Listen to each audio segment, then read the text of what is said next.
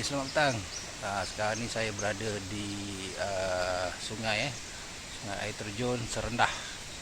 Baik, air terjun Serendah di area Selangor ni. Hari ni datang dengan member dan saja datang sini. Tak member duduk kawasan sini. So kita jalan-jalan pada petang ni.